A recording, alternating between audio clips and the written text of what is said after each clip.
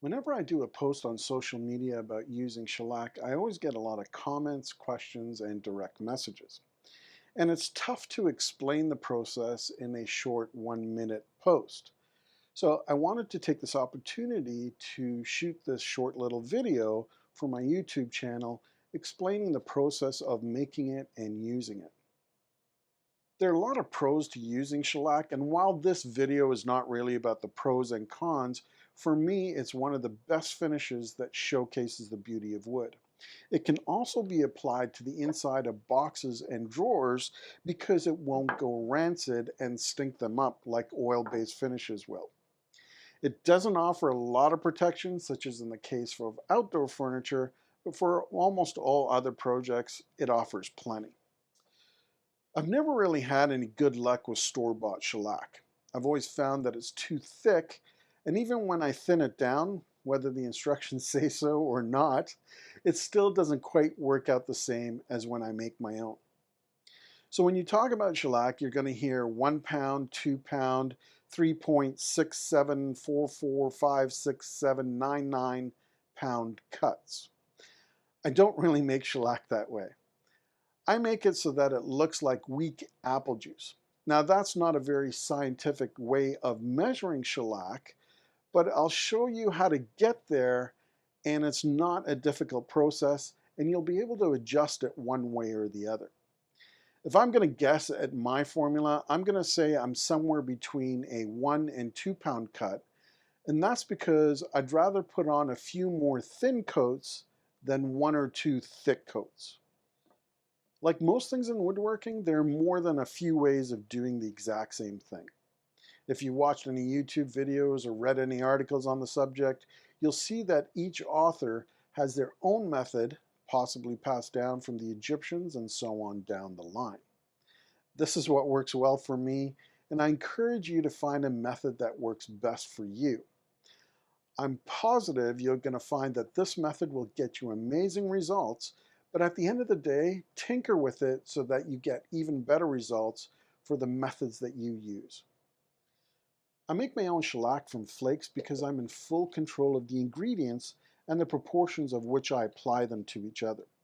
So all I do is I take the flakes and I drop them or crush them into the bottle, but you can also use an old coffee grinder or a mixer to mush that down even more.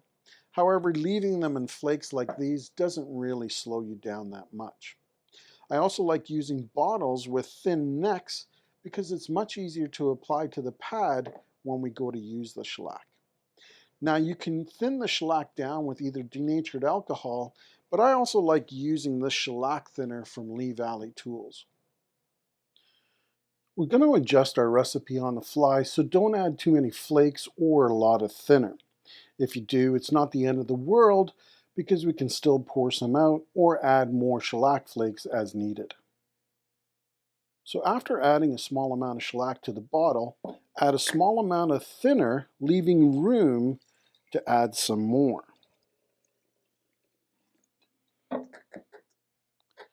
Now we can close the bottle and give that a shake.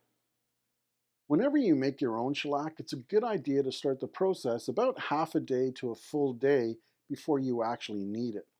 You can go about doing other shop things, probably finishing the project that you're going to use this on, and every once in a while when you come back to your bench, give the bottle a shake. You'll see in no time at all, the flakes will start to dissolve, and in a few hours, it'll be ready to use. While the shellac is dissolving, we can start to make our pad to apply the finish. We'll also need an airtight container so that the pad doesn't dry out in between applying our coats. For the pad, a couple of pieces of 12-inch by 12-inch clean white cotton rags work best and will work for most situations. Making a pad to apply shellac is a really simple process. Take the square and lay it on your workbench, and then keep folding the corners in until you end up with a rough looking ball. At this stage, we can take that second rag, drape it over the ball, and twist the open end.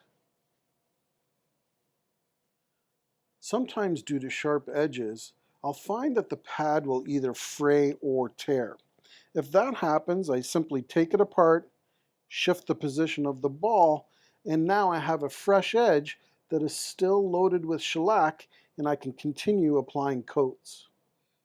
As I mentioned before, you want the shellac to look like weak apple juice or somewhere in that range. If it's too dark, then you're going to add some thinner. And if it's closer to clear, then you're going to want to add some flakes. Now, we don't have to color match like we're graphic artists, and you certainly don't want to go by the lighting in my shop or your computer screen. The true test is going to come when we apply the shellac to our project. To test our recipe, grab an offcut of the project you're working on and apply the shellac to your pad. You're going to want to load the pad, so at first it may seem like you're using a lot of your supply. So this is where we can start to adjust the shellac if we need to. Apply the shellac to the test piece with some strokes and give it a few minutes to see the results. While the shellac does go on thin, you should see a layer when the thinner evaporates, which doesn't take a lot of time. If the layer is too thin, you can add a small amount of flakes to our solution. If, on the other hand, the pad grabs as you make your passes, it's too thick and you need to add some thinner. While this method may seem haphazard, it's not hard to get consistent results, especially the more you make shellac.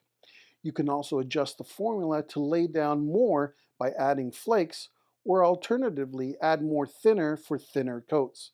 As I mentioned before, I think several more thin coats is the way to go. Since shellac goes on thin, you want to build it up quickly. The method that I use is to apply the first 4 coats within 15 to 20 minutes of each other. After the 4th coat, let the piece sit for at least an hour before rubbing it down with steel wool. You can wait longer than the hour, but don't rub it out before that time.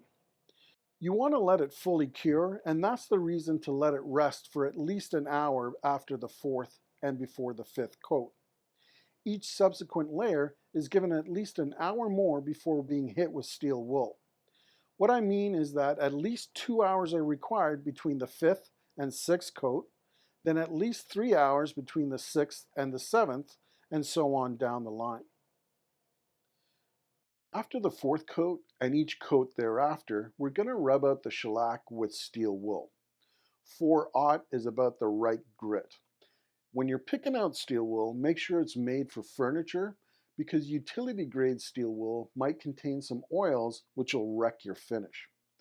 Recently, I've switched over to Mirka Merlon pads, and while they have different grits, I find that 800 matches the 4/0 steel wool quite closely. Why I've switched over is because I find that the Merlon pads don't break down as fast, and they also don't leave stray bits of steel on your finish.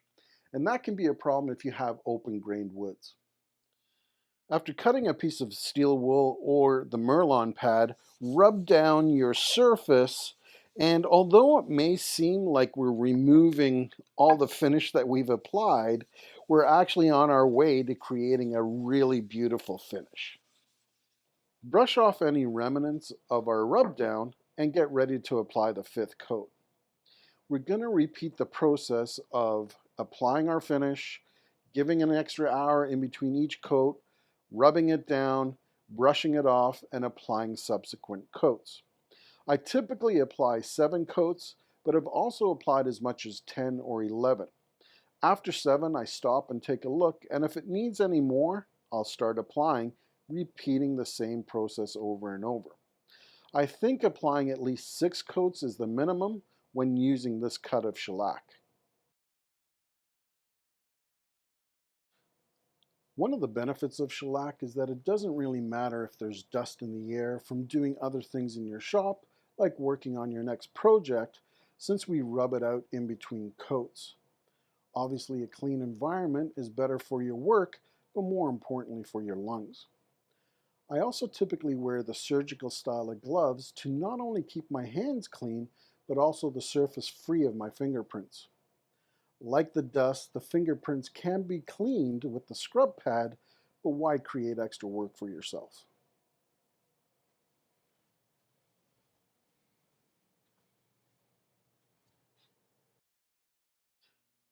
After applying the last coat of shellac and rubbing it out, I almost always apply a small amount of wax to not only add a bit more protection, but also as a way of controlling the sheen on the project. I use a fine furniture wax like Clapham's or Lee Valley's Conservator's Wax, which is actually the same formula as their tool wax. Use a rag to apply the wax, and as the saying goes, a little goes a long way.